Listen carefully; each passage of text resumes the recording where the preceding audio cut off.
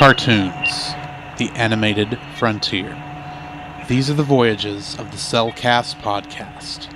Its continuing mission to explore strange new cartoons, to seek out new animation styles and new creative storytelling methods, to boldly go where so few ever go again.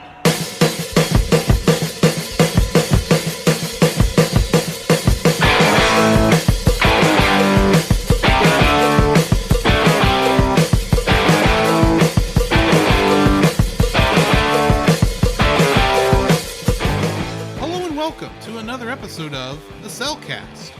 Joining me today is a man who recently got out of Arkham Asylum, Jacob. Why, thank you. I think. Where am I? I didn't realize your cell was next to Joker's. I think you got a little bit of the some spare laughing gas there. Accidentally. Maybe a little bit.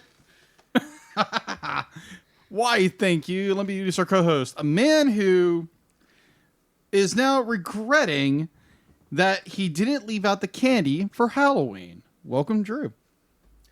I would have done something like that. The problem is kids in our apartment complex never come by for candy. That is true. That's what I keep hearing. Which is weird. Not that it matters. I'll be too dead to open the door for anybody. That is true. That is so true. Anyway. Yeah, so let me introduce our special guest. A man who has a tendency of living in the sewers and was born on a Monday. Welcome, Dallas from Geek Devotions. Dallas, born on a Monday. It was actually a Friday, but that's okay. What's going on, guys? How you doing? Doing good, man. How are you? Right. So excited to be here.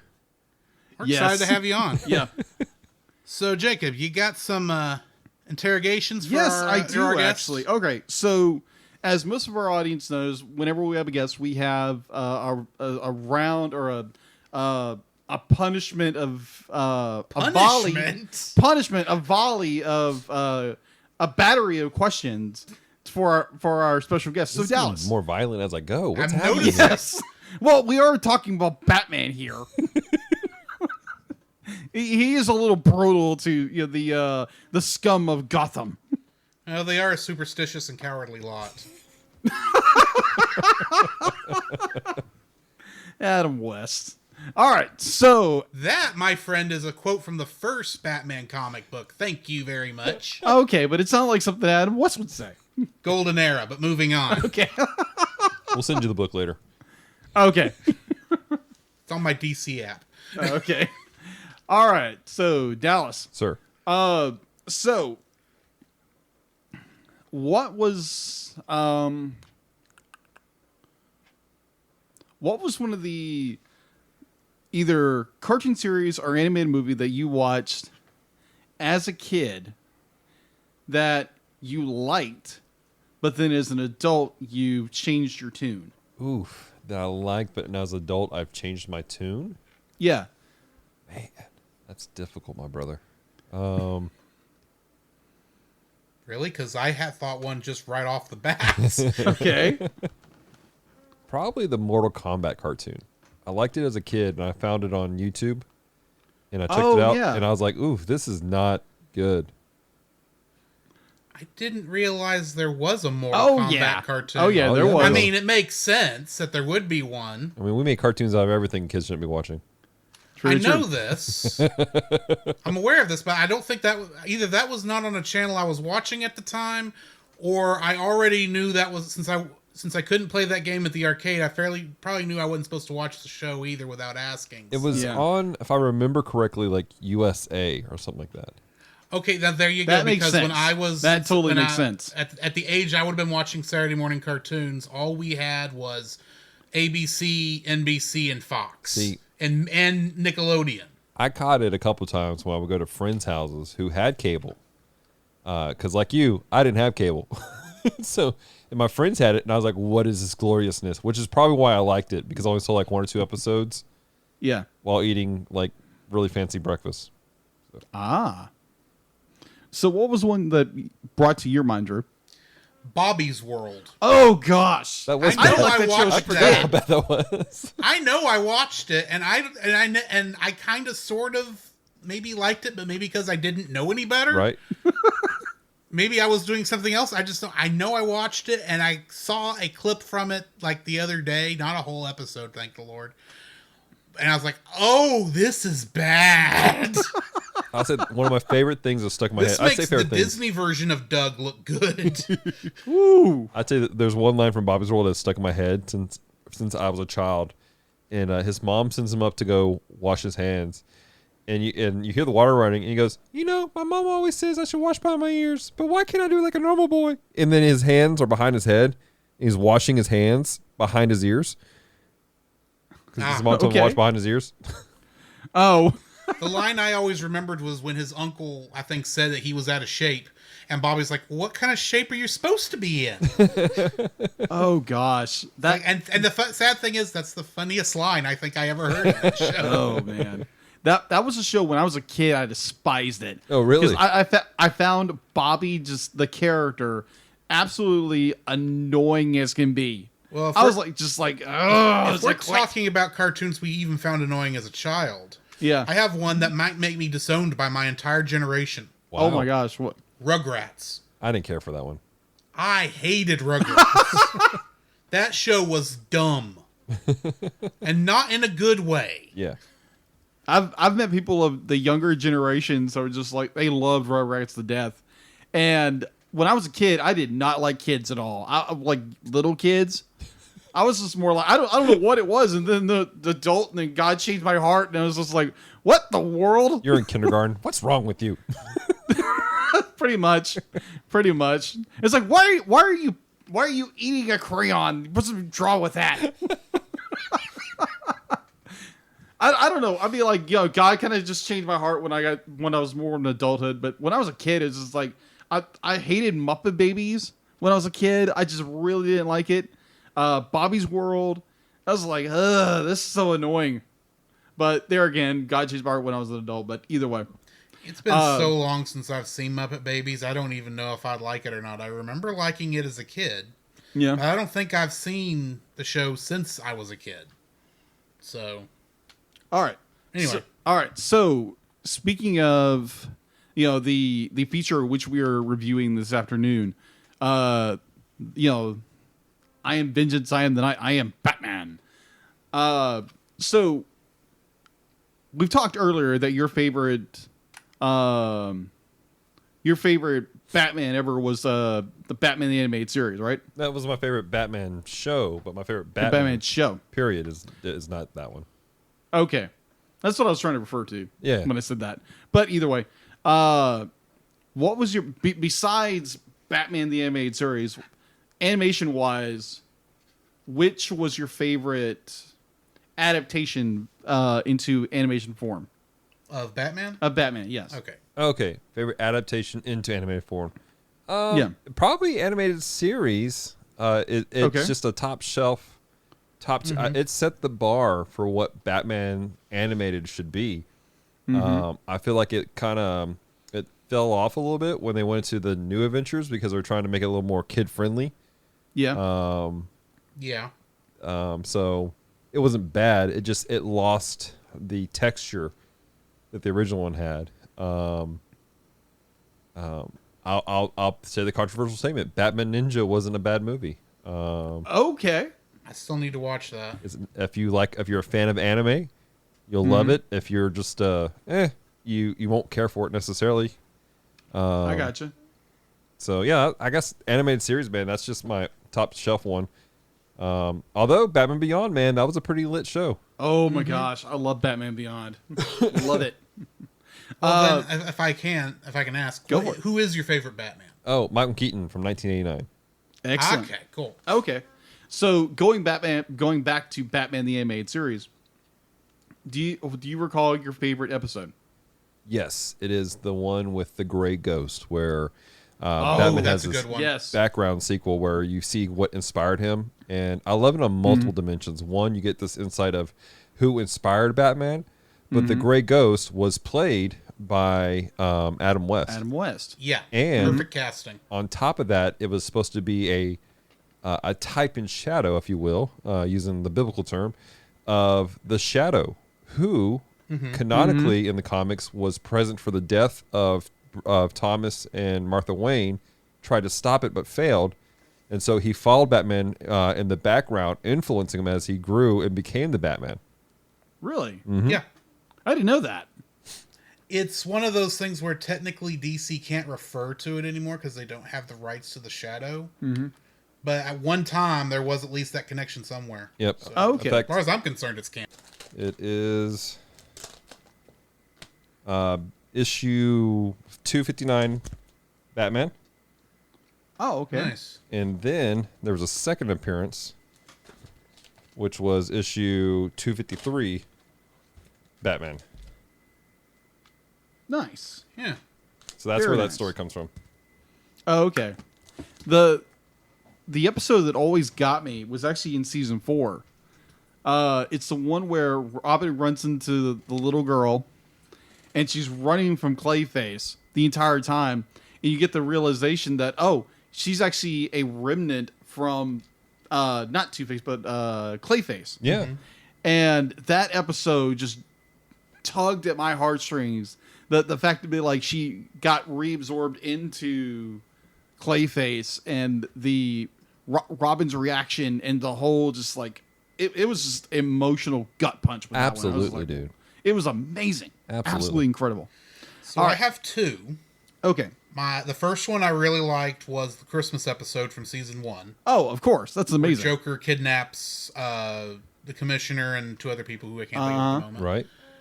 And the other one is the one with Mad Hatter in it. Oh, yeah. Where he forces Batman to go through essentially Wonderland.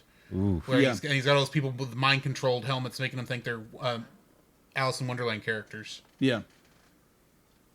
I don't remember which episode that is. I just remember liking it. That was a good one. Okay. All right. So if you were not granted, if you were to be transported into the world of Batman, and you couldn't, it'd be like you were having to face all of Batman's rogues gallery, and you could not use Batman or the Bat Family at all, but you could bring one animated character into the world to assist you in your fight against. It's too easy. Too easy? Continue, but Okay. it's too easy. All right, go ahead. Who would you pick? Spawn. Spawn. Okay. See, I thought you were going to go with Saitama from One Punch Man. I mean, come on, bro. He beat them all in one punch. He would. That is true. But but if you want to keep in the world, why not Yeah. grab Image Comics' version of Batman? that I agree with that. Completely agree. They did have a crossover. They did. Book, so, A couple yeah. of them. No, Yeah, they only one of had the- one. He had a couple with Dread. That's who he did. Yeah. That's awesome. Cool. You weren't expecting that. Yeah, I think that's it. Those are the only questions I really with so that ends our round of interrogation, aka our round of The questions. interrogation? Huh? The interrogation? Yeah, the interrogation is now ended. You can now go back and not tell anybody that we tormented you so. Well, I do have one other question, Okay, technically, go for and it. that is, Dallas, what have you been watching? I've been watching Vampire Dies Quickly. Okay. Okay, It's what's a I that? don't even know what that is. It's a new anime. They're only on episode 3. I'm still waiting for it to come stateside next week. But I'm watching through Funimation. Oh, you're watching a movie, something that's not even out yet. No. First 2 episodes are legally out on Funimation app. Oh, okay. Yeah, and with ads, they're free. The 3rd episode hasn't come out yet, and it is a really humorous story. Takes place in modern time, and you have a vampire hunter named Rolando. And in the first episode, he goes up to this creepy mansion where the people are like, oh, the invincible vampire Dracula is in there. And so he opens the door and he's like, ha! And the vampire goes, sand. And he just dies. He's like, oh my God, he died. And he's like, and he gets back up. He's like, what? And you find out that he's really just a really weak dude and not invincible. And he's like, why are you allowing people to call you the invincible and dreaded vampire? And he goes, well, I mean, it was really good for the economy because the tourists were saying that. So I was like, why not? So That's really good. So ends up. I will have to look into that. Yeah, the main through line for it is that he ends up having to live with the vampire hunter, and they have to kind of do life together. Okay. That sounds interesting. Indeed. Jacob. All right. So, like we said in pre-show, we were at a friend's place for a Bible study, and then someone decided let's watch Monty Python and Holy Grail. He decided Yes, that. I agree. Because I wanted to go ahead and hook up that Blu-ray player to make sure it worked. Yeah, because he's having surgery. Later in the week, he's not going to be... he's going to want it, and it's not going to be hooked up if we didn't do it that night. Yeah, agreed. That's my thought process here. Yes. And to test it, I just said, just throw one of these movies in that you're borrowing from me, because that was my copy. Mm-hmm. And he just went through the list and said, well, I hadn't seen this in a while, and it was Monty Python. Oh, gosh. So, yeah, I'm sure Francisco loves that. It's his favorite film. Not that he's here yet. Absolutely. So I watched that. I originally watched that in college, and I was like, what in the world is this? Then I watched it here, and I'm like, what in the world is this? I get a little bit more of it, and it's story-wise is good. It's just like, it's not my cup of tea when it comes to comedy, but like, I appreciate it for what it is. Mm-hmm. So back in the day when I was a kid, even to the day, I carry around a Swiss Army knife for one reason. Because you're a man in East Texas? No. I mean, that's Because fair. I said every man in Swiss East Texas, Army knife. A pocket knife, no matter who made it, is something every man in East Texas should have. Well, you got to MacGyver it every once in a while. Exactly. Yeah, I've started watching MacGyver season 1. Wait, did you grow a mullet? No, I Okay, didn't grow good. them. Oh, good night. No. No, this would turn to an afro in a hurry.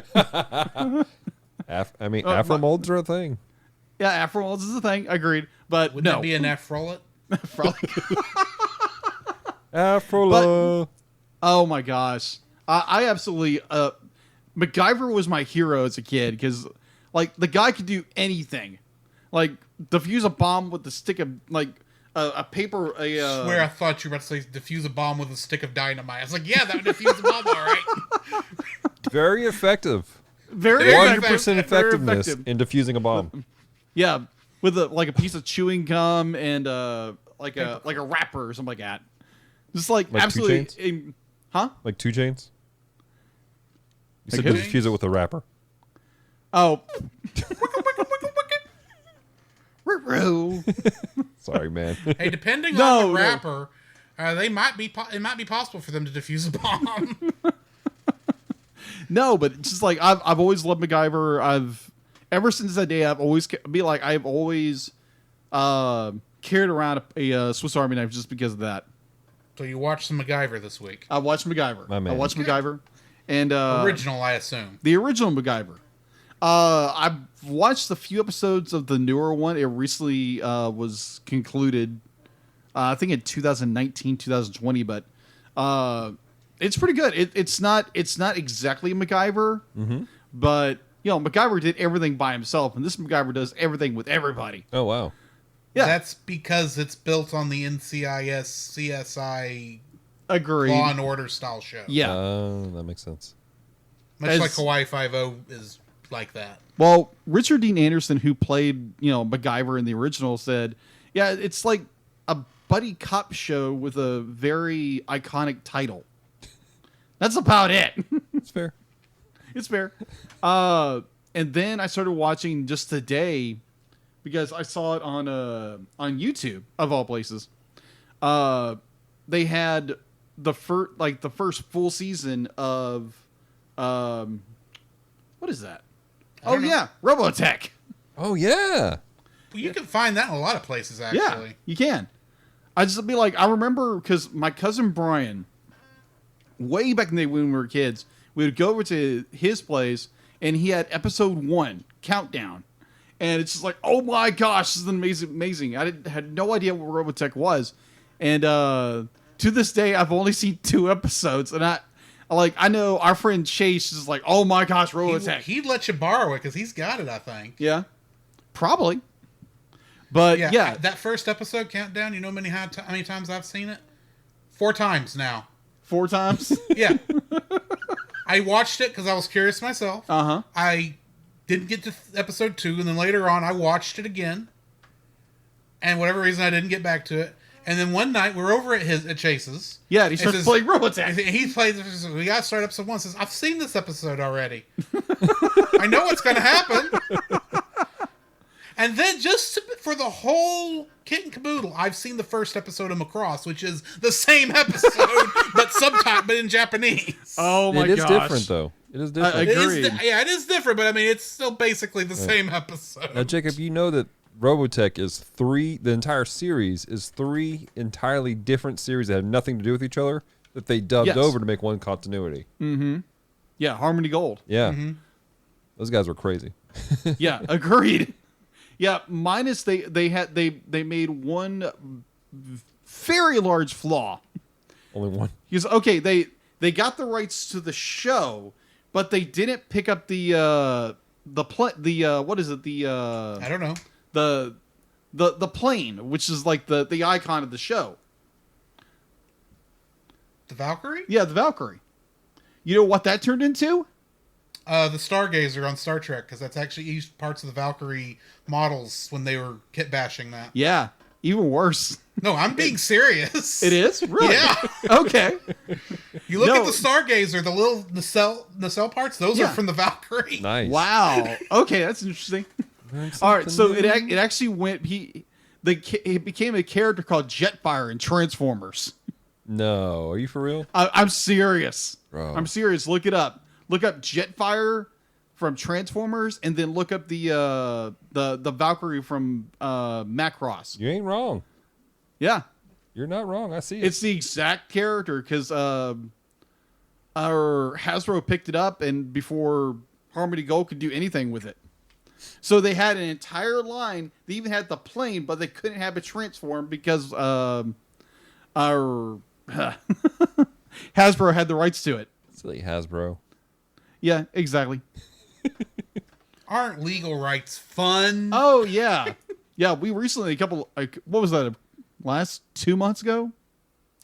Actually, Harmony Gold and the people who created Macross actually came to a deal to where they could start importing Macross stuff here to the States and have it dubbed. Yeah, I saw that. Yeah. Yeah. But my understanding is the biggest issue with Macross was the music, because the music is all licensed music. It was not written for the show, so the music is a pain in the butt to get licensed over here. Mm-hmm. Is my understanding. I mean, but I could be wrong there. I don't know. I mean, I deal with YouTube and copyrights with that, and I can contest. It's terrible. Yeah. Mm-hmm. But yeah, that is all I've been watching except for this movie, and I can't wait to watch episode 2. Or Part 2. Part 2. I keep thinking Robotech. Well, clearly we have his view on the movie in a podcast, ladies and gentlemen. Good night. Yeah, this was a terrible movie. I'm out. All right, so yeah, that is all I've been watching. So what about you, Drew? I was just beginning to wonder how long I was going to say here. No, along with watching this movie and Monty Python, as we talked about, I finished the last episode of season 2 of Star Trek Lower Decks. Mm-hmm. It ended good. When we finally get done with Tangled, which I'm probably going to start re-releasing those episodes next week. Okay. For season 2. When we finally get to this, you're not going to see the ending coming. Okay. That's all I'm going to tell you. Okay. Because I didn't see it coming. I But it ended it ended nice. So okay. And definitely a setup for season 3. There better be a season 3 with that ending. Massive cliffhanger. I love those. That's Season 3 That's never putting happens. That's putting it mildly. Also, I started down a show. Started watching a show that I watched once when I was in high school, but because of when it came on late at night on Friday, and because it would have been while I was in high school, so I had I would miss a bunch of these episodes when it was airing, because if it was an away game, like if it was for a football game, because I was in the band, obviously I did not play football because, if we got back super late, I'd miss the episode. So I never watched the episodes in line of this particular show. And since there's a Netflix live action version of this coming up in a few weeks, Oh, Yeah. I have started actually going through for the first time, beginning to end. I nearly said Outlaw Star. That's not the name of the show. Cowboy Bebop. also a Hey, good those one. two get confused Outlaw very Star easily. Outlaw Star is good. I need to Yeah. go back through it again, and I do have it on Blu-ray too. Yeah. But Cowboy Bebop, I'm going back through. I think I'm up through episode 5, which is the first one with Vicious. Oh, yeah, that's a good Nice. episode. Good episode. So, My favorite and part of ironically, it I went back and rewatched the clip of the opening for the new show that they've got on YouTube right now. Oh, and it's like, oh, I know what episodes they're doing because I recognize these characters. And then if you haven't seen the Lost Session, which is essentially another trailer they put out for the live action Cowboy Bebop, they just put it out today. really? It's kind of will give you kind of an idea of how they're doing the show. And I to be honest, I'm actually kind of interested in it. Yeah. It looks Okay. like one person I saw described it as Scott Pilgrim meets Quentin Tarantino. Wow. What? Yeah. Okay. That sounds amazing.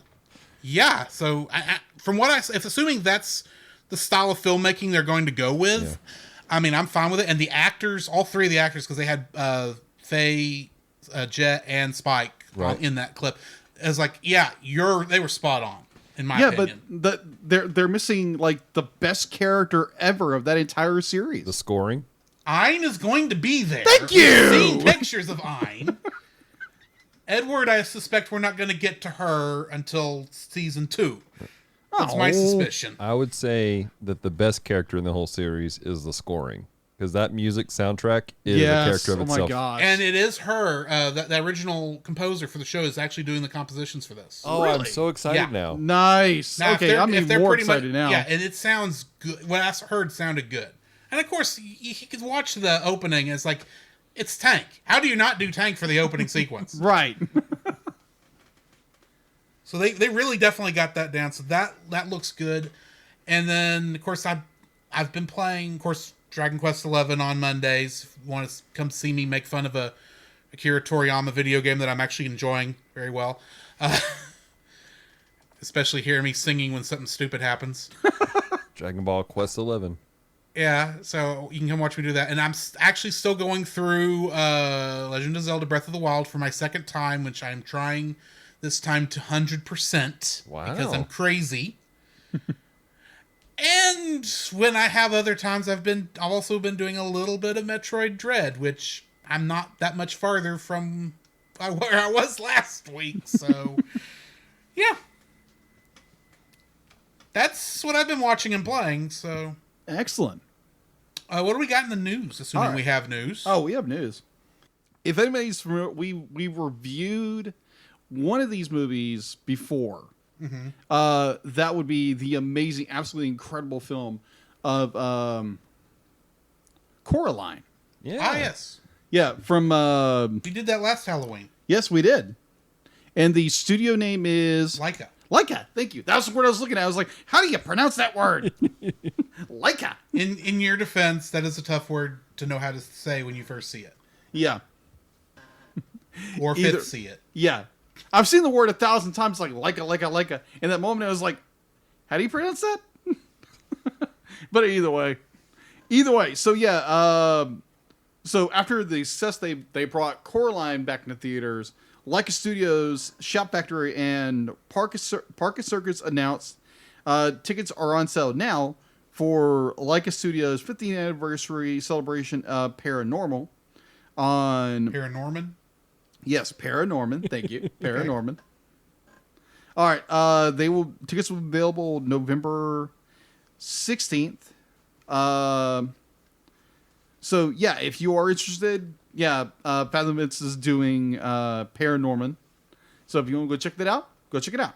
All right, so this past, I think Saturday it was, we had the DC Fandom free virtual event that came out, and oh my gosh, you get the obviously in relation to the movie we're doing now, the Batman trailer.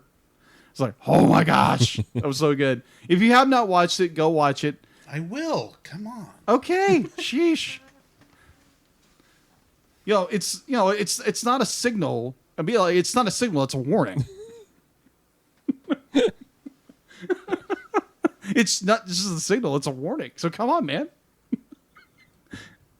It's from the trailer. I figure.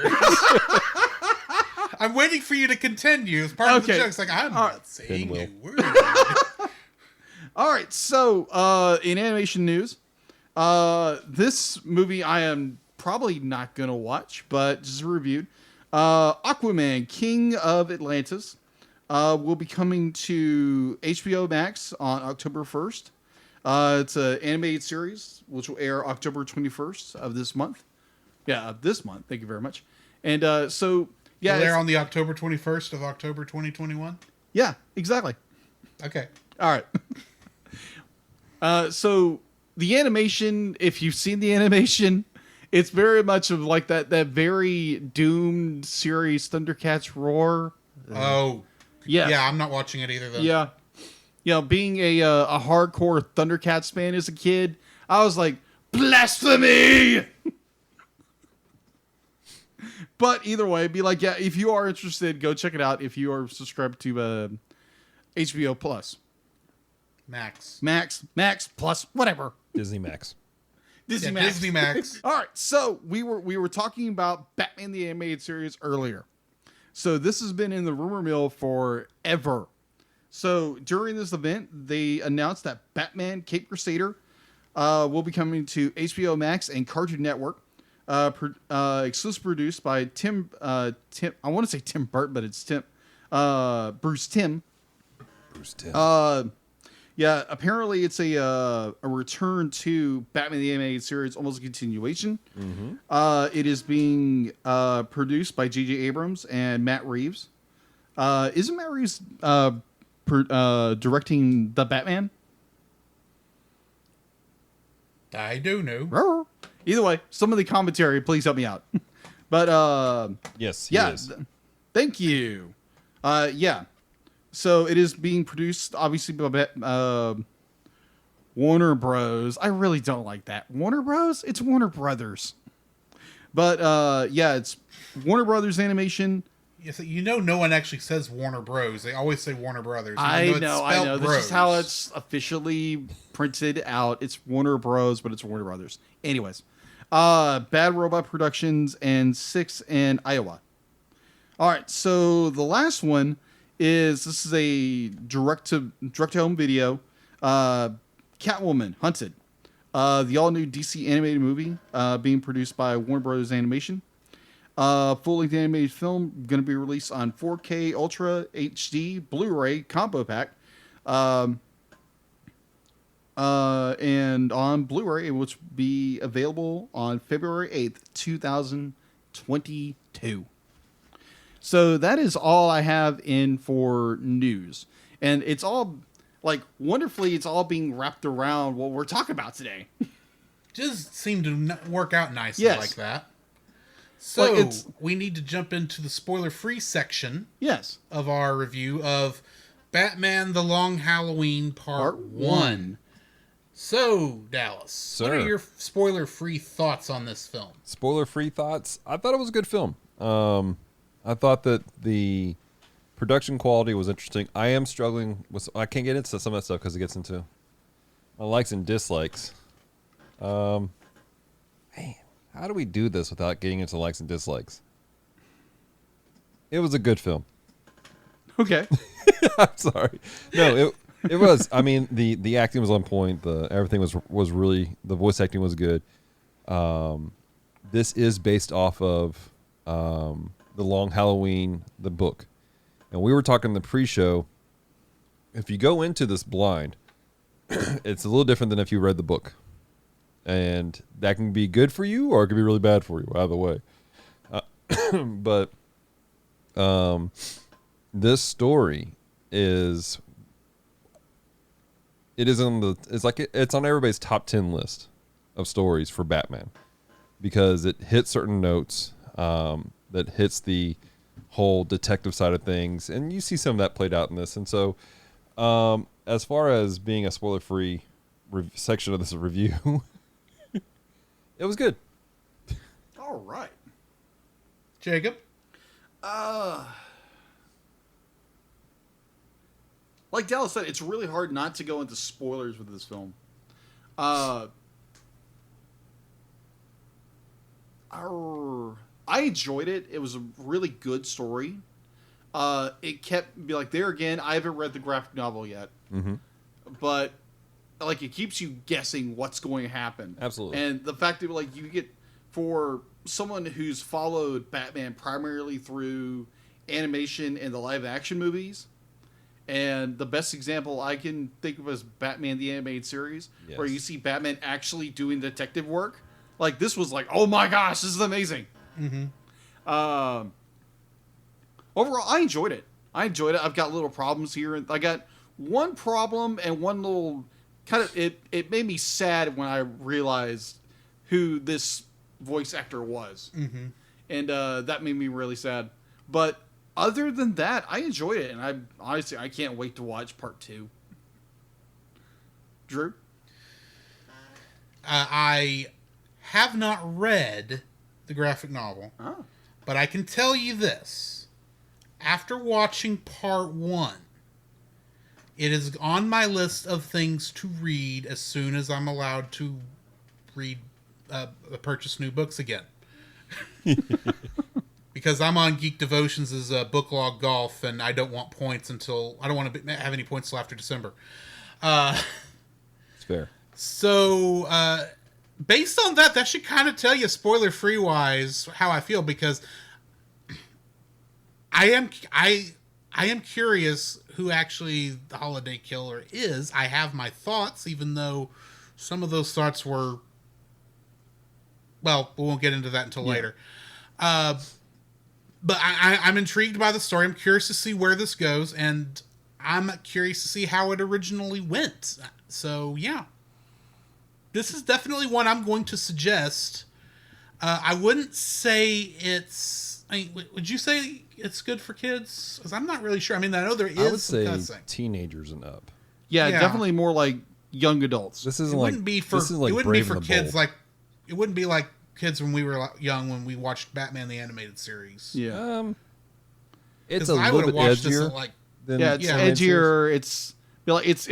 It's got cursing in it. It's got a lot of violence in it. Yeah. So yeah, definitely for more like young adults, teenagers. Yeah, don't sit your little 5-year-old. They'll probably get scared. But If they made it through the opening sequence. yes, That is a slow start to this. agreed. But anyway, I think that's going to be it for our spoiler-free section. So join us on the other side of the bumpers, and we will get to spoiling this thing.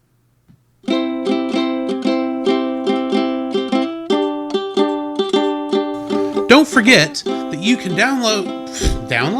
Don't forget that you can... Don't forget that you can listen to us record the podcast live every Tuesday over on our Facebook page, The Cellcast, our Twitch channel, The Cellcast Gaming, and on YouTube at Cellcast. Also, don't forget to join our Patreon if you would like to support us monetarily. At $1, you'll get our everlasting thanks.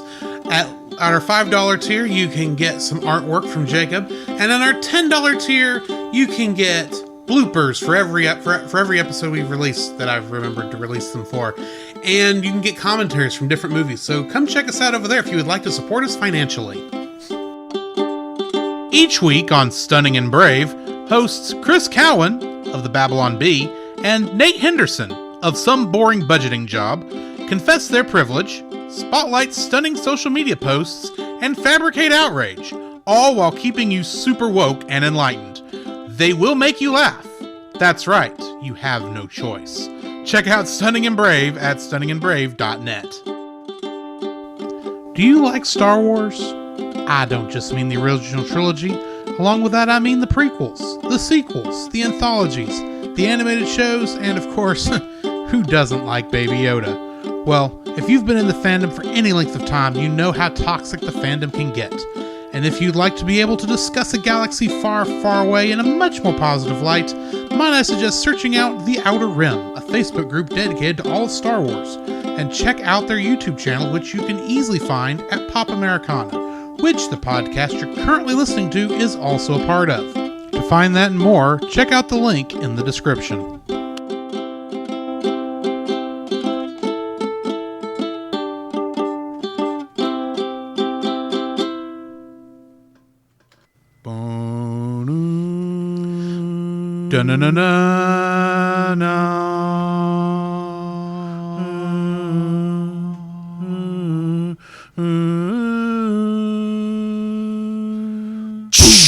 Ba-da-dum, bum bum bum bum, ba-da-dum, ba-da-da-ba-da-dum, da-da-da-da-dum, the following is a spoiler-filled review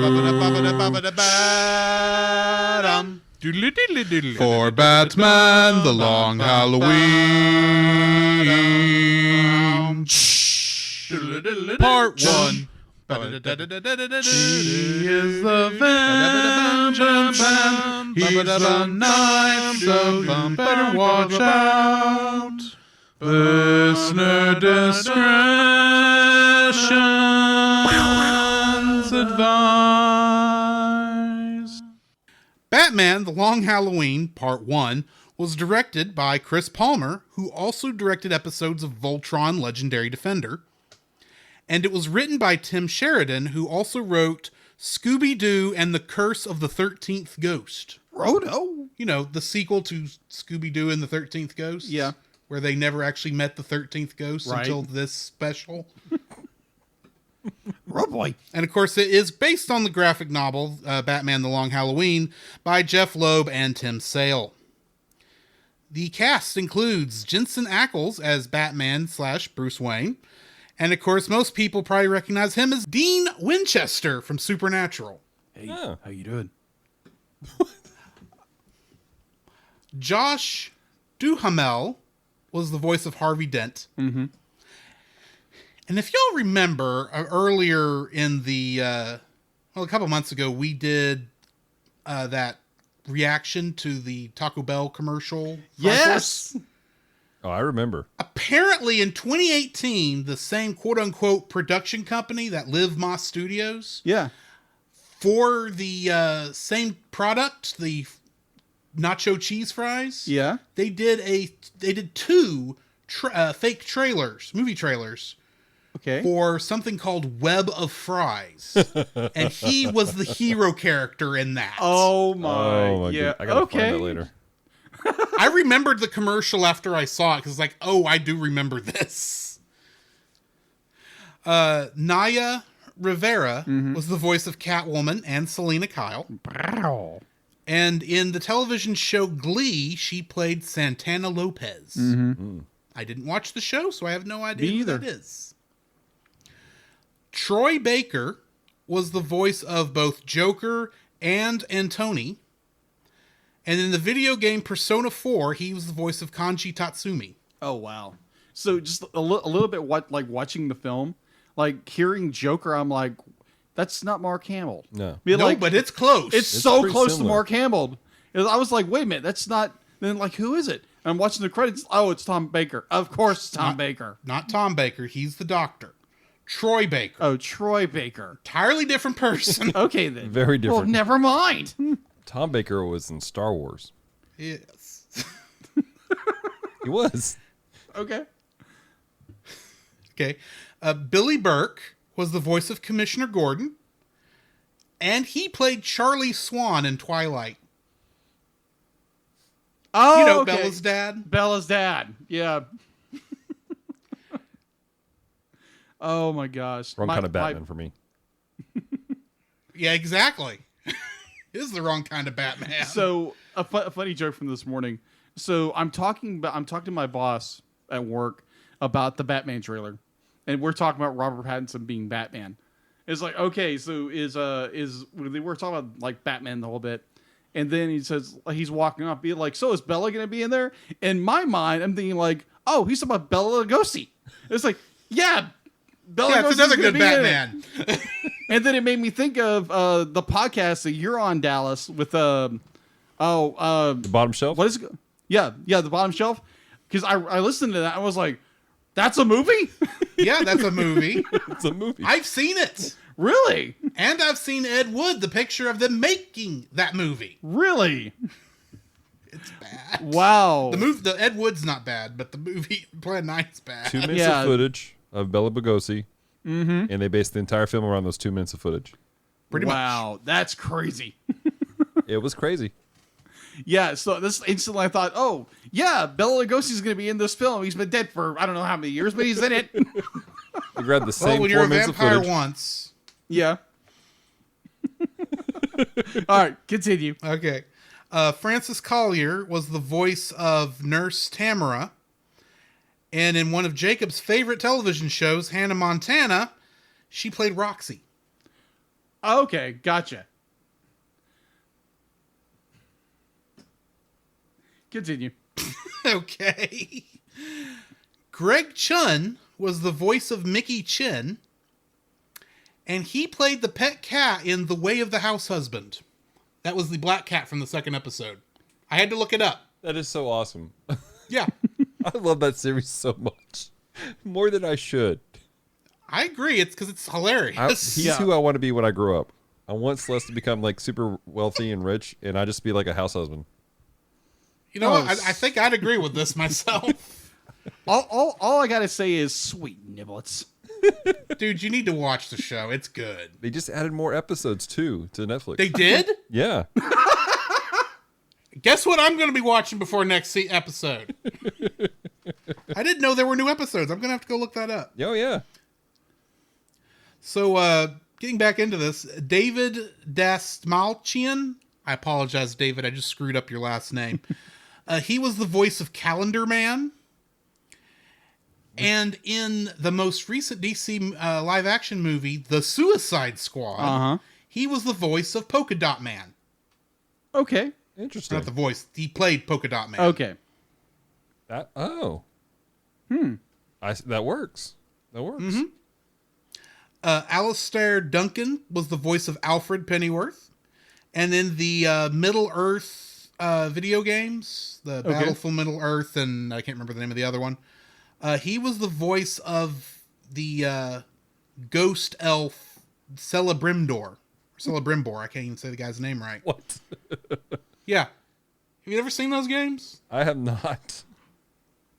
They're okay. They're probably the least Tolkien thing you can play, but It's just Alfred's an elf.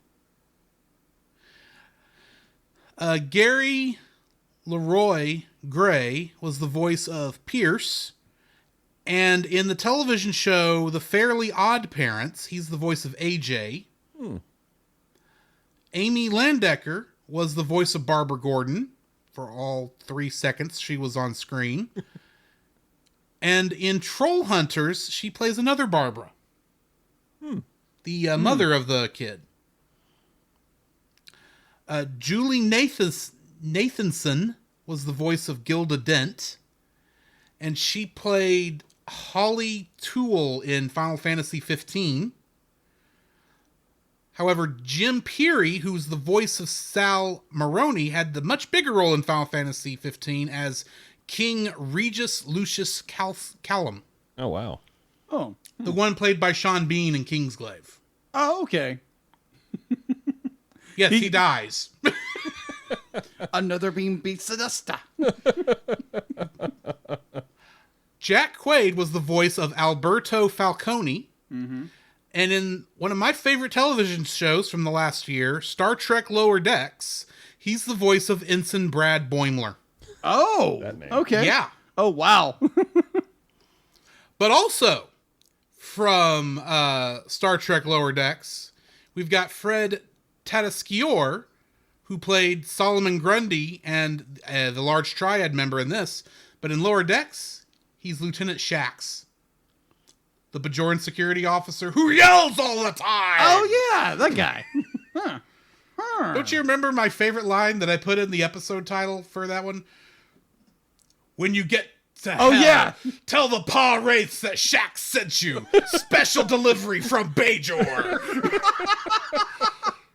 Oh, my gosh. That's funny. And last but not least, we've got Titus Welliver, who was the voice of Carmine Falcone. And in the show Bosch, he played Harry Bosch, which I don't know what that is, other than an Amazon show. I will say this: he did a great job playing Carmine. I agree with that. Agreed.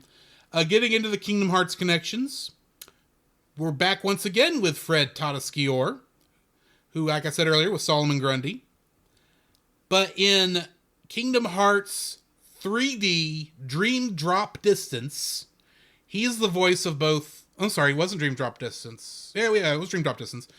He played both Kevin Flynn and Clue in the grid on the episode the level based on Tron Legacy. Huh. Also, Greg Chun, who was Mickey Chen, is additional voices in Kingdom Hearts 3, but in Super Smash Bros. Ultimate, he's the voice of Ike, one of the Fire Emblem characters. I gotcha. So, Jacob, what do we got in info and stuff? All right, so info and stuff. You can watch this now on HBO Max if you are subscribed to it.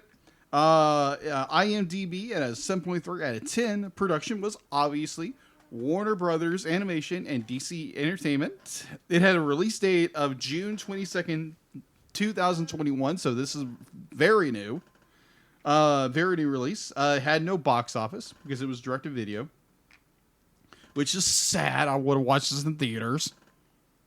But home release, part 1 was released the same day, obviously, this 22nd, for digital download, DVD, and Blu-ray. Part 1 was delayed due to The Batman, which was originally to be launched, originally supposed to launch the new animated continual of Superman, the Man of Tomorrow. Apparently, it was supposed to do something that was supposed to correlate with something that never existed. All right, so sequels, obviously, because it does have a sequel. Part 2 was made available online streaming starting July 27th, 2001. It was released on DVD and Blu-ray on August 10th, 2021. So that's all I have for an info and stuff. Okay. Jumping into the summary. On Halloween, Johnny Vitti, nephew of Gotham City mob boss Carmine the Roman Falcone, is murdered by a mysterious figure who leaves a jack-o'-lantern at the crime scene. Gotham City Police Department Captain James Gordon summons District Attorney Harvey Dent and Gotham's vigilante Batman to investigate the murder. Catwoman leads Batman to Falcone's cash stockpile with Dent following. Based on a coin flip, Dent decides to burn the money rather than move it legally. In retaliation, Falcone hires Mickey Chen to bomb Dent's house. Both Dent and his wife Gilda survive, but Dent is hospitalized. Batman chases Chen down to the sewers where Chen runs into Solomon Grundy. Batman convinces Grundy to spare Chen and take him to the GCPD. Lacking evidence of his involvement in the bombing, Batman and Gordon are forced to release him. Gordon advises Batman to learn more about being a detective. On Thanksgiving, Falcone reminds his son Alberto that he will never inherit the family business. Dent escapes from the hospital and meets Gordon, who gives him a gun for protection. That night, Chen and his associate are killed by Vitti's murderer. On Christmas Eve, Gordon and Batman question Calendar Man in Arkham Asylum on the identity of the murderer, who is now coined Holiday. Calendar Man names Falcone, Sal Maroni, and Dent as suspects, but calls Batman's war on crime a joke. Batman then realizes that Joker has escaped from Arkham. Not wanting Holiday to replace him as Gotham's most notorious criminal, Joker confronts Dent in his home and threatens to kill Gilda if he is proven to be Holiday. Batman visits Maroni, who was also attacked by the Joker. Maroni advises Batman that if Joker is Holiday, he will inevitably target Falcone himself. Joker harasses Falcone, warning him to divulge any new information about Holiday to him.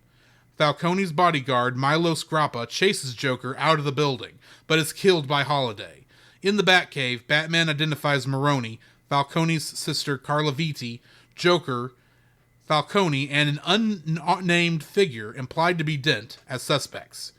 Bruce Wayne attends a New Year's Eve yacht party celebrating Gotham's Children's Clinic, hosted by Falcone, who calls out Bruce during his speech as the son he never had. Bruce meets with Selina Kyle, who calls off their relationship due to their conflicting secret identities. Joker attempts to gas Times Square using a stolen plane, hoping that Holiday is among the crowd. Meanwhile, Selina meets with Alberto to learn about the Falcones. Alberto laments about having never been respected by Falcone, who also rejected his fiancée from when he was at Oxford University. Batman foils Joker's scheme and comes to the epiphany from one of his comments. Returning to the yacht, Batman accuses Alberto of being Holiday, targeting his father's associates to gain power within the family, unintentionally revealing his own secret identity as Selina recognizes his voice.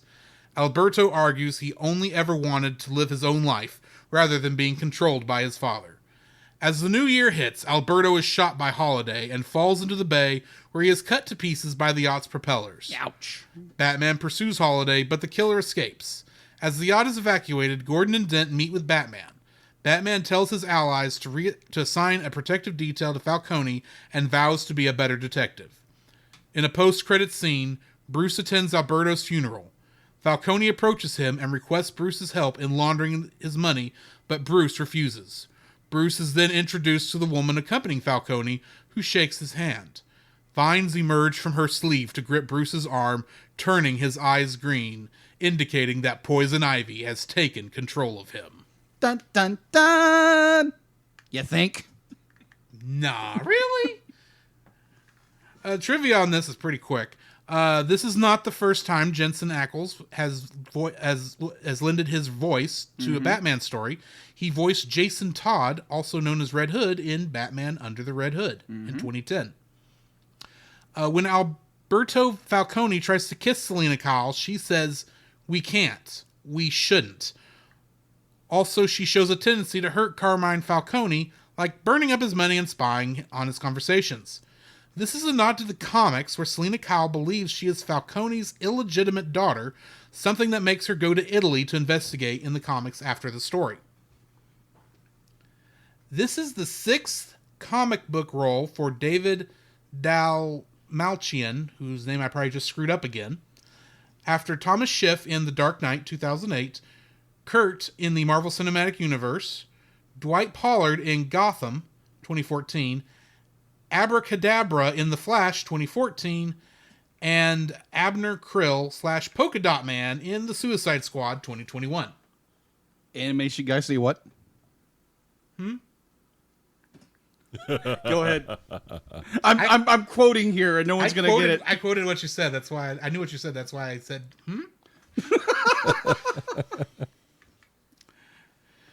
This is the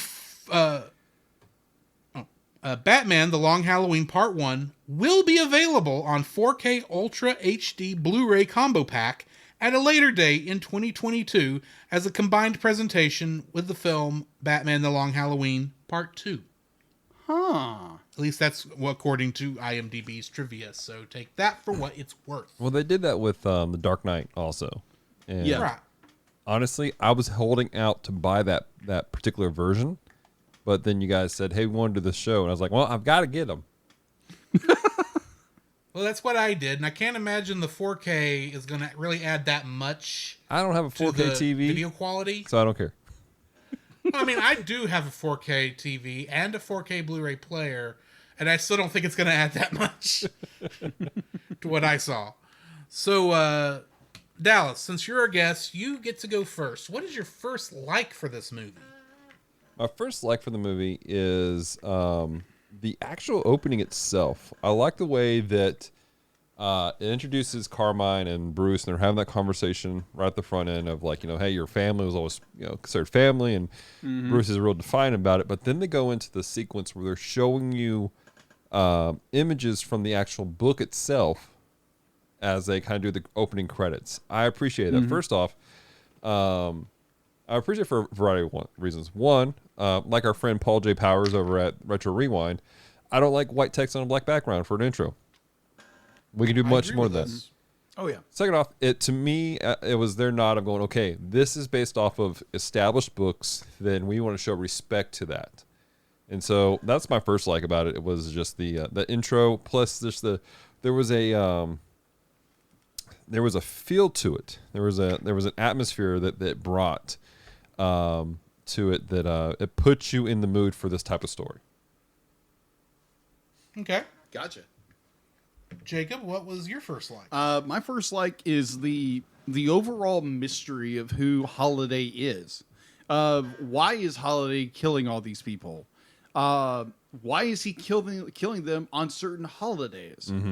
The overall mystery of it was just intriguing. I was like, okay. It's like, okay, one, it's something to do with the Falcones, and what was the other family? Moroni. And I was just like, wow, that's intriguing. I was like, okay, who's this guy? It's like, oh, okay, it's got. I was like Batman in the latter part of the first part, the part one, where it's like, oh, okay, it's the son, it's the rejected son. It's got to be him. And nope, it wasn't him. I was like, oh my gosh.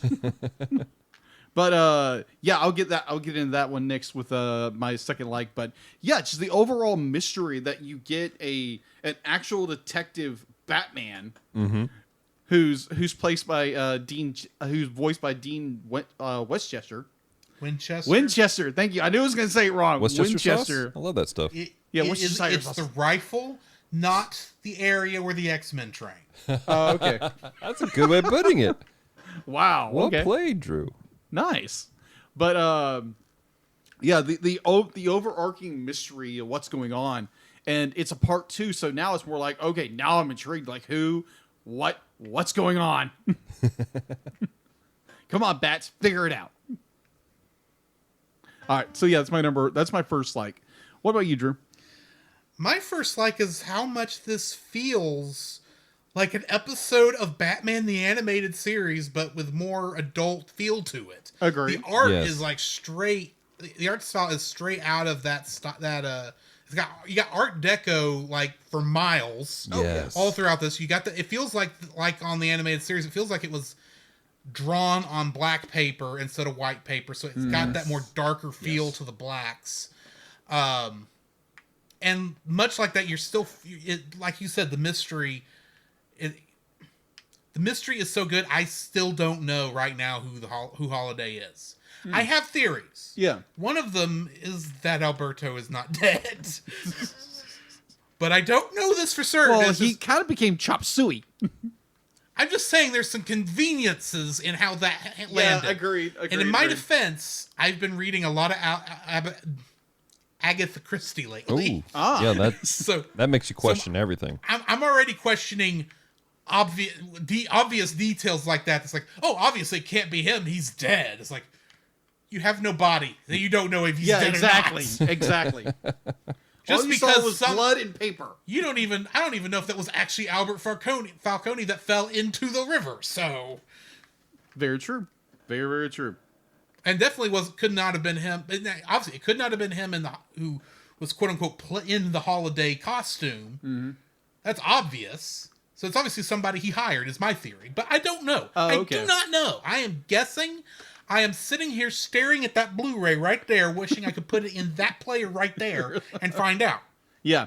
And the fact that it's making me want to do that, I wanted to plug it in as soon as I finished the first. Yeah, I was the exact same way. I was the exact same thing. And the only reason I didn't is because I did not want to be spoiled at what was coming before this review. So I'm in the same boat as you. Like when it ended, like Celeste was watching it and she's like, "We need to watch the next one." I was like, "I have to wait." Now, I've read the book. I know how it's supposed to end. However, I also know DC and how they have messed up some of my favorite stories, and sometimes they've changed it and it's been good. Sometimes they've changed it and I've been angry at it. So I can't tell you how they're going to end it. I know how it's supposed to end, but I'm not going to say anything yet. I Okay. appreciate that. Yeah, thank But you. it does. You're right. The movie does lead you going, what's next? Yeah, because at the end of this movie, any idea you had for who the holiday killer is, it's gone. I can tell you Yeah. they've changed enough in the story that I'm going, I don't know where we're going sometimes. Oh, that's nice. Okay. Like Cool. they've changed That's a few good. things. I'm like I know where we're going, but I'm like, oh, maybe I don't know. Yeah, yeah, definitely with the mystery part. Be like, you get almost a sense of, okay, it's the Joker, because the Joker winds up, he's got Holiday's gun. How did he get Holiday's gun? And it's alluding to, okay, it's got to be the Joker. But then it's like, even the Joker says, I'm not the Joker. I'm trying to kill him.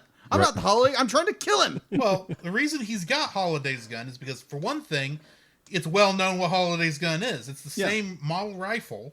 Yeah. Apparently, he's got a bunch of them. Yeah. That's got a baby bottle stopper, whatever you call that thing. Yeah. At the end of it to work as a silencer. That's probably easy enough to get a hold of. Yeah, And it's a 22. for Joker, how ironic would it be to be killed by your own weapon? I follow the Joker's logic, strangely Yeah. enough. That concerns me. Jacob, are you okay? I get the joke. Are you safe right there, It's a Jacob? bad joke, but I get it. Maybe. I might be like, I don't have I have a pocket knife. I think I'm good. Oh, you're fine. Yeah, It's Texas. Yeah. that is true. Hey, I'll just MacGyver it. I'll be fine. Yeah, there you go. Anyway, Dallas, what's your second like? My favorite, you actually touched on it, was the, it felt very much like Batman the Animated Series. I really love that era of the animation. I was a little thrown off at first because, again, and when we talked about this earlier, I'm having a hard time separating the book from the show. Yeah. And I have a lot of love for the book and the art that's in the book. The book is very noir, and there's a lot of things that I don't think you could pull off. And jumping into it, what I found right off the bat was what you were saying. It's very much like Batman the Animated Series. You have the Art Deco, this very gothic feeling. It just felt right for Gotham. And then at the same time, even the costumes themselves have been adjusted to look more like Batman the Animated Series than what they were actually like in the original comic. In the original comic, this was the era where Catwoman wore all purple. Batman had the little spikes coming off his head 20 feet in the air. I mean, that's what he did. But this one, it was a little more in line with what we saw in the animated series, and I like that. I feel like that they the way they did that, it was designed for a modern audience, but also to pull in our age individuals, basically, who grew up with the Batman. Well, and I suspect that we know that the Batman animated series stuff is easily animated since it was animated on a television budget back in the 90s. But I also suspect that original art style is probably not easy to animate where it's going to look good, I can see if that. we're being honest. Jacob, what's your second like? My second like is more like, even diving into the mystery, the fact that the greatest detective of all time gets some things wrong. Because most of the time he's right on the bat. He knows exactly what's going on. Like the fact that the ruse with the Joker, and then with Falcone's kid of being the son who was rejected by the father, and just all those clues adding up. It's like, okay, he's got it. Like, he knows who the killer is, and it's not even Batman says later. It's like, I wasn't there to take down Falcone's son. I was there to protect him, but I couldn't do it because there again he's lined up all of the pieces, and he's going off what the Joker had said and everything, and it was just more like, and then it was more. It's like, okay, obviously because Bruce and Selina have a connection. They've always had a connection. And when he realizes that Selina's on the boat, that's where he goes, because he knows, and be like, oh, Falcone's son's going to try to take out Selena. So I got to stop that. So he's going more off his emotion than anything. That's from my perspective. Yeah, It'd be like there's a little bit of be like the woman I love is in danger, so I got to save her. But well, I mean, this is still early in Batman's career, Yeah. at least the way it's presented. So yeah, it is. it makes sense that you know he would not be quite the world's greatest detective yet. yeah, not quite.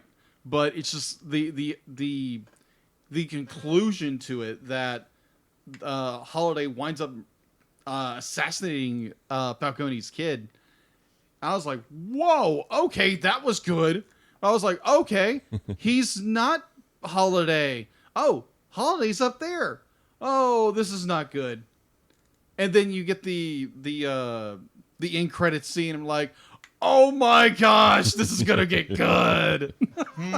Yep, I can't wait to I cannot wait to watch part 2. Yeah. And it's probably going to annoy you that I probably can't get you the disc until like this weekend. Oh.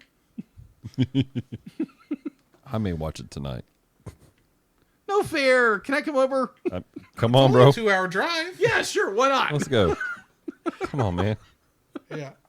Yeah, my boss won't like that too much. Not. Well, you can be back before morning. You just won't have any sleep. Yeah, exactly.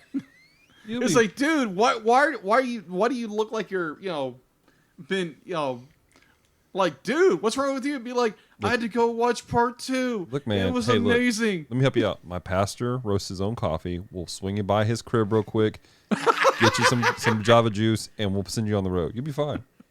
There you go. Okay. All right. Anyway, my second is that while this Joker may not be voiced by Mark Hamill, it is close to stinking enough. Oh my He is gosh, really yes. This pretty guy talented. this guy is like my second favorite Joker at the moment, with All my right. first being Mark Hamill. Right? Of course. I mean, this is like right spot on. He's just as demented as I expect him to be without being, disturbing. Right? Which is what it seems like a lot of Jokers, at least nowadays, seem to be going for. Thank you, Dark Knight. Yeah. I mean, he was just such a delight. It's really weird to say that about a villain, but he was a delight to watch the whole time. Oh, yeah. He was on screen, because the whole thing about stealing the plane, Oh, and then yes. he's acting like he's 5 years old in this plane flying around, Right. and he forgets to turn the safety off. Oh, yeah, of course. When he makes the dive, he says, "Oh, why did that work?" And he gets out the manual while he's flying. And it's like, oh, the safety, of course. Don't eat this anymore. Yoink! Hit the button. Oh, it's green now. Green means fire, right? Pretty much. Pretty much. And Oh. that's my kind of Joker, where it's like he's not disturbing. He's just evilly fun. Yeah. He's a character you love to hate Yes. and hate to love. What's interesting is the same actor plays Batman several times. I know. Oh, yes. Which makes sense. Some ways they're foils of each other Yeah. most Yeah. of the time. It's more of a yin and yang from each other. Yeah. And then he also played Jason Todd in the Arkham games. Which He did, that's has right. some interesting Joker relations too. Yes, it does. Anyway, I think I know what one of your dislikes is going to be, Dallas, but go ahead and give us your first one. My first dislike. My first dislike is actually it's pseudo counter something that Jacob said, and that is they too much played down Bruce's ability to be a detective. In my opinion, like there was just too. Again, this is part of the problem of like I've read the book, and the book itself is like year 2 and 3 of Batman's career. And so he's been at this for a while, and he's well trained. Like he's been training to do all this stuff since he was a child, literally, to think outside of things, to capture villains and stuff like that. The whole rooftop scene where he's up there with the commissioner and he's up there with everybody else and with Dean? Dent. It's like they're schooling him, and that's just like a complete reversal of everything that was in the actual book. And so that was one of my frustrations is like, yes, there was, and this is my issue with the way they played it down. They made it so that he was so inadequate as a detective that the fact that he's not solving this, it's frustrating, obviously. You're like, oh my gosh, this is a great story. But if he was the great detective that he was in that he is actually in the book, that makes this mystery so much more intense for me. Okay. Because it's like, man, this is really getting underneath his nails. Now it's not just that he's an inept detective. It's like he's a good detective, but this villain is so much more. So for me, it actually neutered some of the strength of the story. I still want to see what's happening. Don't get me wrong; it's still a great story, but it did neuter a little bit of the intensity of it for me. Okay. I got you. Jacob, your first like. All right. Dislike. So my first dislike, I'm not a fan of this animation style. I'm Thank not you. saying the art style was good. It's how the animation is done. Let's sit here for a minute. Let's talk about that. Please continue. Yeah. Okay. I'm not sure the technique how this is, but it's Digital. It's very much digital. Everything's composite, and It's like that series Archer. Yes, very It does much. have that bit of a feel to it. It does have yeah. that feel where it's almost like partially animated. Like there are some scenes in it, it's just absolutely incredible. Definitely your fight scenes, but everything else, it's more like they create one walk cycle and then it's just repeat, over and over again. Where it's not a full walk cycle. Mm-hmm. It's too robotic. Yeah, it's way too robotic. Absolutely. That was the callous of what the word I was looking for was robotic. Yeah. The like how the characters move are very robotic. It drove me nuts. What bothers like- me, Jacob, is that this is a continuation. This is part of. We were talking about this in the pre-show. This is actually. I looked it up while we were talking. This is actually a continuation of Superman of Tomorrow and Justice Society World War II, and that's the animation they had decided to go with for all these Yeah, DC that's animated- right. Yeah. And it's driving me nuts because like there are times where it's like, oh, this looks nice, and there's times where it's robotic, it's awkward. You're like, why am I watching this? Yeah, just the animation in general, because there are some really, really good fight scenes. Yeah, Really good fight scenes. Very like how would they use the camera. Very similar to how the Jeff Loeb would use the art to describe the scene.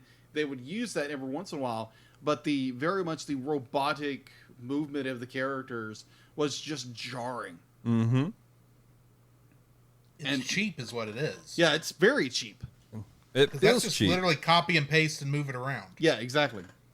You can make stuff that cheaply and make it look a lot better than this. Yeah. Is my understanding. Or I've seen better than this that was about this budget. Mm-hmm. Agree. But yeah, my first dislike is very much the animation style. Well, It's good. a- I don't can't have to. I can take that off my dislike list now. Okay. All right. So yes, what is your first dislike, Drew? Why is Solomon Grundy in this film? He doesn't do anything. He's Yes. on screen. He's got the guy only recorded one line, Yes. which was Solomon Grundy, born on a Monday, and then they just used it again when they had him show up. Now, granted, when Batman leaves the little Thanksgiving dinner down there in the sewer, that was nice and sweet. Yeah. I thought that was good and all, but for the most part, for a character you're going to put on the back cover to say, or on the front cover of your movie to say, here's one of the villains that Batman's going to be fighting, and he doesn't actually fight Solomon Grundy. Now I have a theory on Why this. is he here? I'm assuming he's in the book, Yes, which is why he was included in the first place. he's in the But second if- book when it's Thanksgiving, and there's a big old drag out knockout fight between Grundy and the Bat, Okay. which makes Batman bringing him Thanksgiving dinner all the more impactful. Because it's like Okay. he's like, I want to take care of you. I don't want to have to hurt you like this. So he's feeding him, trying to take care of him. At the same time, I theorize the reason why they nerfed that entire scene is because there is a recent movement of people who are like, well, Batman just beats up on the mentally ill. Okay. and they didn't want to have that portrayed in this book or in this movie. That's my theory as to why they did that. I can maybe see that, but then Yeah. I still think of Solomon Grundy as just being as a giant zombie. So in my mind, I don't even think of him as being mentally deficient because he's just a big zombie. They're not known for being smart creatures. Right. I honestly, Solomon Grundy is one of those characters. I don't know who he is that much because I'm not as deep into. I've not read a whole lot of Batman, if we're being honest. That's all So right. I don't even know. And he wasn't in the animated series, if I remember correctly. He's in one episode. Well, I don't remember that episode. If we're talking about villains who hang out in sewers, I was half expecting it to be Killer Croc, to be Right. honest. But I don't know. It just felt like that was just looking at this movie alone, without looking at how it was treated in the original book and everything. It really feels like Solomon Grundy had no reason to be there other than as a roadblock so Batman could get Mickey. Yeah. Pretty Felt much. like the only reason he was even there. Yeah. And in my mind, I'm thinking you could have written that better. You could have had a better way to handle that without having to go and animate a full other character, especially one that's from Batman's Rogues Gallery of Villains. Yeah. But anyway, They're like, for me, they're again not knowing the source material as well as Dallas would. You said, Killer Croc. I'm like, oh, that'd be great. But DC has this thing of you can't have two characters. Like, for example, in what was it? What? I don't know. No. I was thinking something else. But apparently, in the Batwoman show on CW, don't get me started. Apparently, Killer Croc is making an appearance. It's like, oh, okay, she's actually fighting a villain. So they're saying you can't use the same Yeah, exactly. character. That was my even though notion. That was my notion. even though it's in different universes and shouldn't affect one I another. think Yeah, true. It's that, but also like I know they try not to have too many of the same type of villains together, Yeah, unless that's there's a what very it was. specific reason. But if it's That's- a type, That's fair, and if you're gonna have to pick between the two, it does make sense to go with the villain that was in the comic book, since you're actually Yeah, supposedly very true. adapting the comic book, Very true. Right. or the graphic novel if you prefer. But it just felt like if you're gonna make that much of a change where Batman's not gonna fight him, I kind of wonder why you need him there Yeah, I for give the you that. story, for the story you're telling. yeah. So the what I was trying to mention was, so in Arrow season 3, they bring in the Suicide Squad. Yeah. And they kill them off in like one episode because that exact same year they were doing Suicide Squad in theaters. So they killed off like everybody who was connected to the Suicide Squad, including Amanda Waller. It's a weird choice. Yeah, it was a very weird choice. I was like, "What? This is a really good character." Oh yeah, the Suicide Squad coming out. Oh That yeah, makes that makes sense. I sense. mean, Thanks. I can kind of see that because Yeah. what the season of Arrow I watched, I don't think any of those villains were in anything else at the time. So even though I'm sitting there going, you wanted to make a Batman show when you made this, didn't Yep. you? Oh yeah, Pretty much. absolutely. Because you're Pretty using much. all of Batman's villains. I don't know who Green Arrow's villains are, but I recognize every single villain Drugs. here. Those were his villains. Drugs. Drugs, pretty much. The 70s were And wild for him. all I can say is I just knew he Dark- hung out with Green Lantern a lot. Yes. Yes. All I can say is Dark Archer, Malcolm Merlin, in that series. Oh yeah, the sucker should have died. Yes. Oh my gosh, I hated that character so much. You can't kill Captain Jack. I'm sorry. The man can't die. What bothered that's- me You've was You've not the watched Ra's al Ghul Doctor Who, character. but Huh? you've not watched Doctor Who. Oh, okay. That is Captain Jack. Yeah, is Captain Jack. I know who Captain Jack is because I actually watched like the good Doctor Who, like the newer You ones. make it. I'm not saying the old. 'cause I- You better Dang. be careful how you say that. Yes, There are I'm- people I'm- who will raise Cain. Oh, Yes, I'm You're about fully to get aware an when I email box said full that. of Whovians. Yes, I Yes. completely agree. There again, I have not watched the old Doctor Who. I was introduced to the new Who. I know it sounds weird, but yes, Can you really call it new when it's 14 years old? yeah, true. But either way, there again, no disrespect for the original part of Doctor Who, but I grew up watching You the watched the newer- reboot. I watched the reboot. Yeah, Fair enough. fair enough. Continuation. Yes, continuation. But is it? It Yes. is a continuation. Oh, okay. Oh, it's a continuation. Moffat went to a lot of trouble to make it a continuation. Okay. So it is. Okay. Fair enough. But either way, yeah. And Russell T Davies did too. But anyway. Yeah. Yeah. Fun story. I have a action figure of Tom Baker's Doctor from the Doctor Who store from London. My pastor Nice. went to London and he was there for a layover. He was going to India, and he tracked down this Doctor Who store just to get me some Doctor Who paraphernalia. Oh, that's awesome. My second dislike is actually, you kind of touched on it a little bit. There are too many rogues being presented in this dadgum movie. And I say this because the whole point of this whole story was supposed to be this time frame, this shift in Gotham going away from the old school mobsters to the era of the supervillain.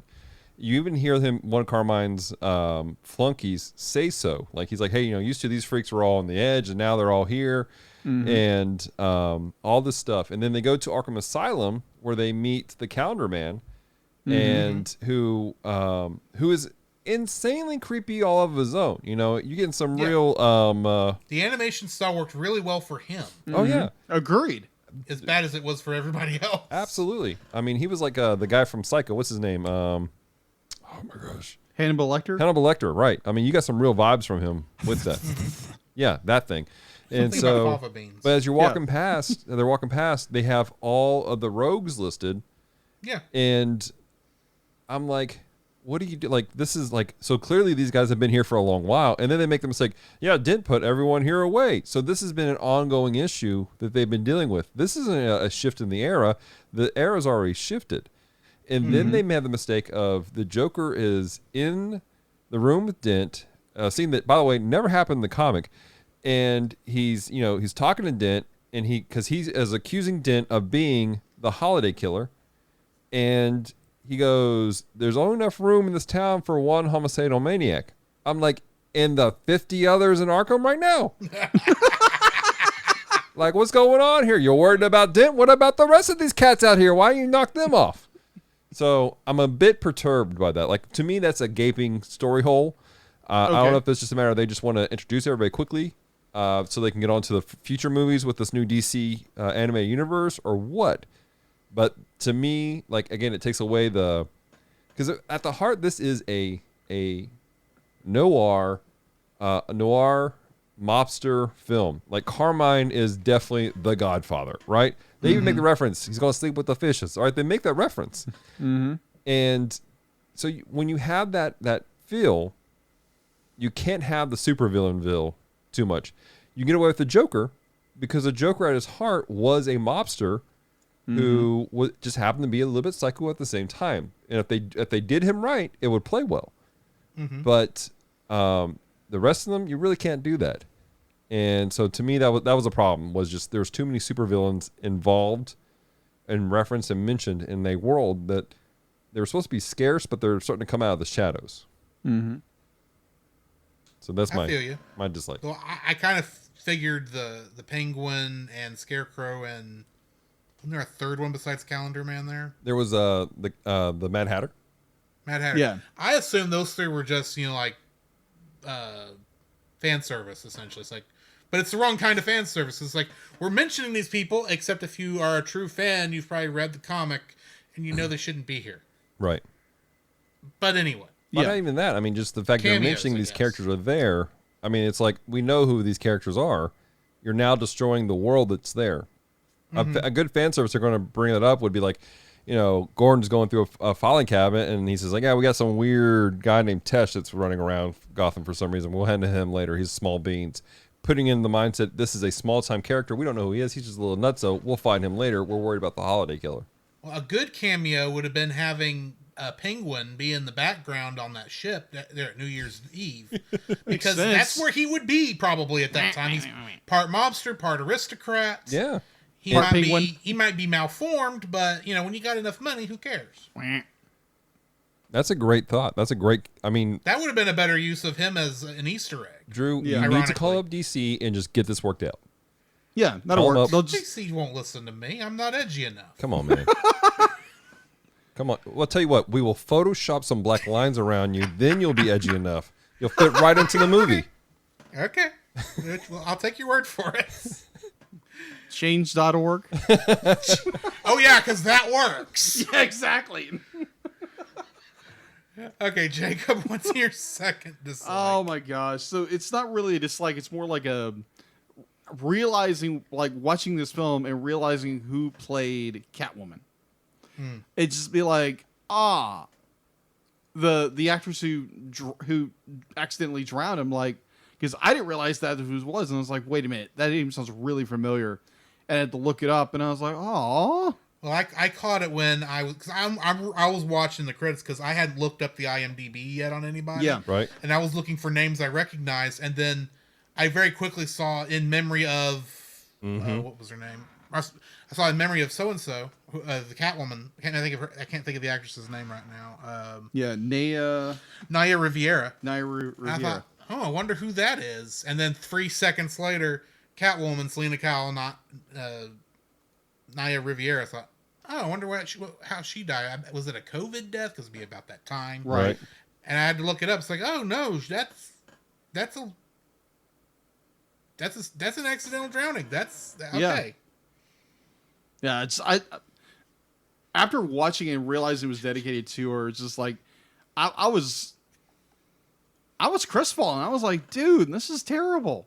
She does a good job as She as, does. She Catwoman. does an amazing job as Selena So, Kyle. just for understanding, your dislike is the fact you feel bad this young lady has died, Yeah, not the yes. fact they It's- dedicated it to her. No. Yeah, Okay. let's I make just that wanna clear. make sure. Let's make that clear, perfectly clear.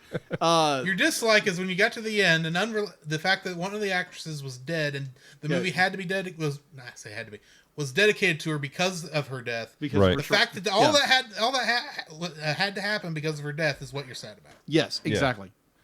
Totally It's get just that. more the like in mortem. Be like it was sad. It was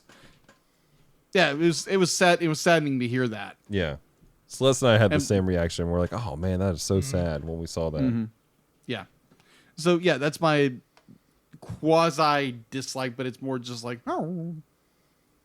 All right, Drew. My second dislike. I'm not sure if I even have anything besides a nitpick, to be honest.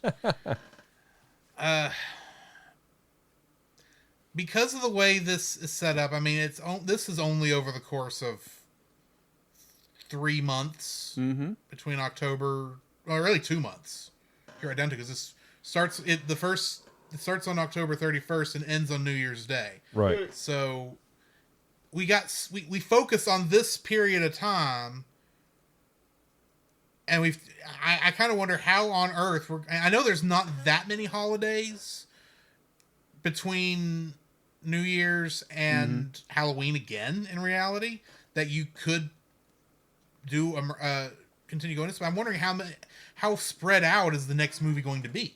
I feel like we crammed so much into this first half that I don't know where we're going for the next half. I know that sounds weird, but it feels like we crammed a lot in.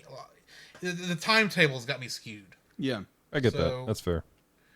And I'm sure the comic has some of the same tendency, but I mean it was also written over the course of a year.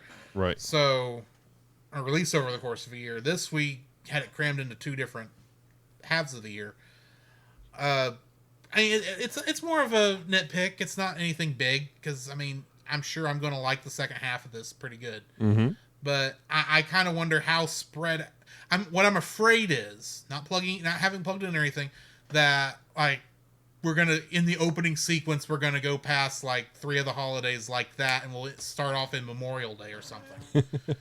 That's what I'm afraid of. It's like I want to see if there's a murder every holiday or every major holiday. I want to see those murders if that makes any sense. Right. I totally get you. And I want to see the detective process between those instances. Right. I'm afraid we're going to scoot past a bunch because we got to make it in an hour and a half or however long the second half is. But Plus, the other thing is, and I just thought of this, they hinted so many times about Harvey Dent that I kind of know he's, even without looking at the cover of the second one, each I had seen, I could tell where the story was, what event was going to happen in the next movie. Yeah, absolutely. They hinted at it so badly. Yeah. It's like, Or they telegraphed it all the way through. it's It highly was telegraphed. Now, it was telegraphed, but it was very, it's obvious, but it's Yeah. it's nicely done. even though I did like they showed how he got the coin. That was kind of cool. Yeah. Yeah. But Oh, you got it from the bats? that's interesting. But at the same time, I'm looking at it going, I literally, there were three different, when the house exploded and when Joker showed up, I thought, oh, here's when he's going to get horribly disfigured again and turn into Two-Face. And that's not what they did. It's like, please quit teasing me. I know it's going to happen. I recognize probably I'm assuming this shows up in the original story, which is why it's happening here. But why it looks like they're bringing it up here.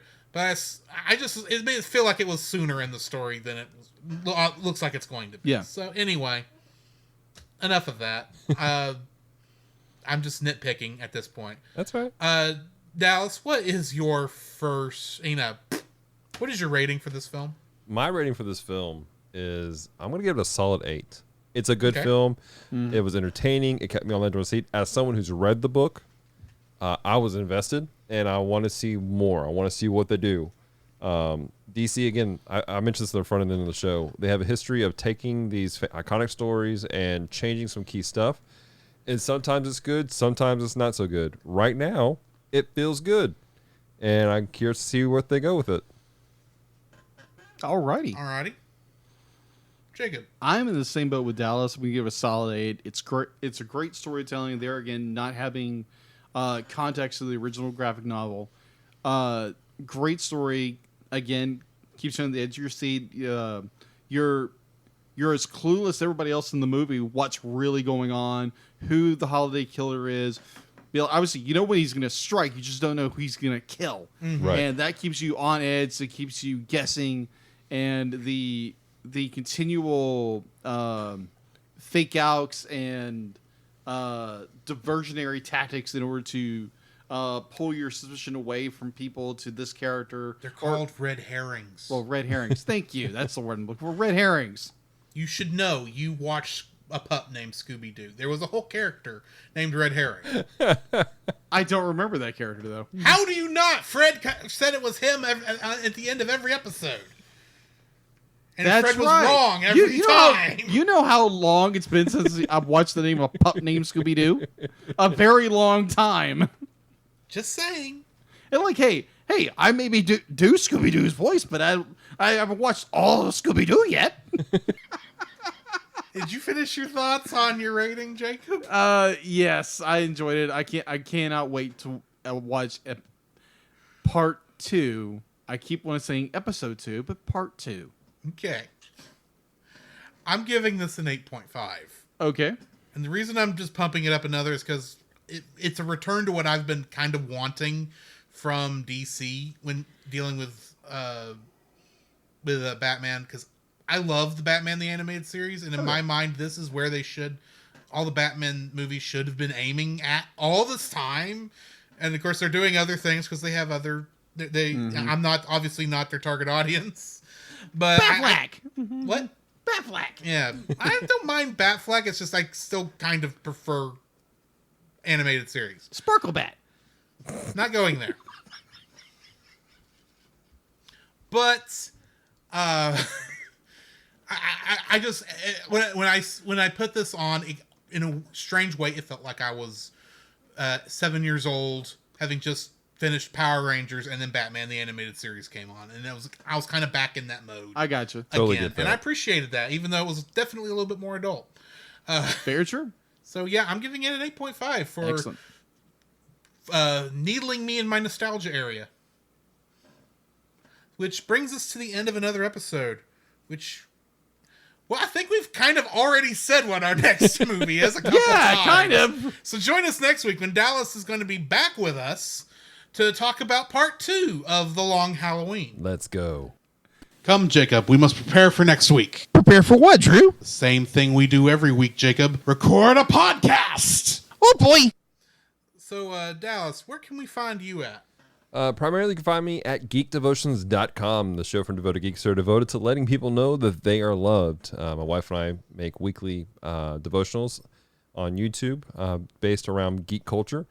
And outside of that, we have a podcast called Calm Talk by Geek Devotions. And then we also started a new one called The Bottom Shelf, which Jacob referenced earlier, Yes. where myself and some fantastic individuals, John Haryu and Kevin, the Dapper Man himself, we review movies that are critically known as terrible.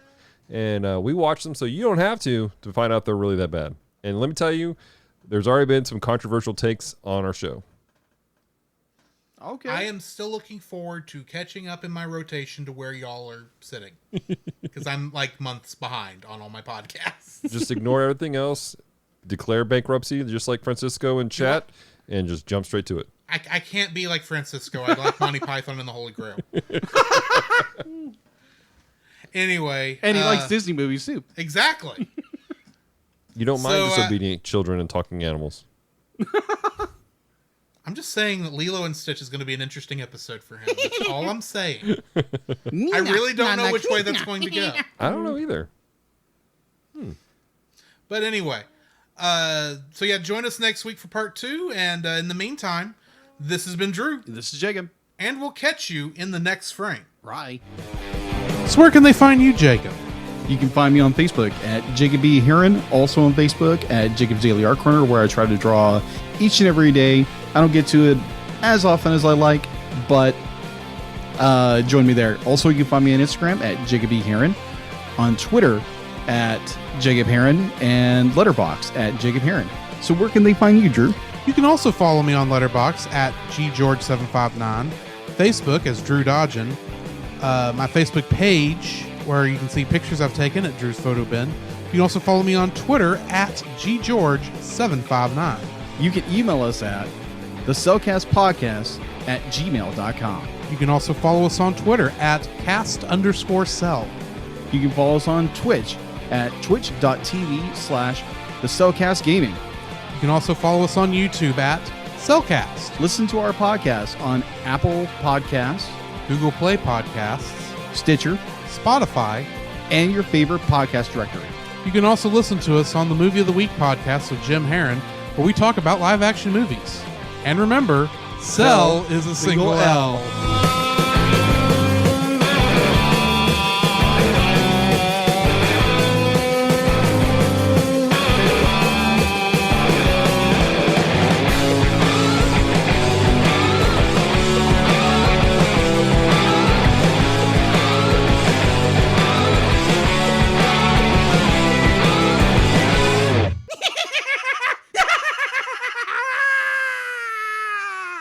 I love it when a joke goes right.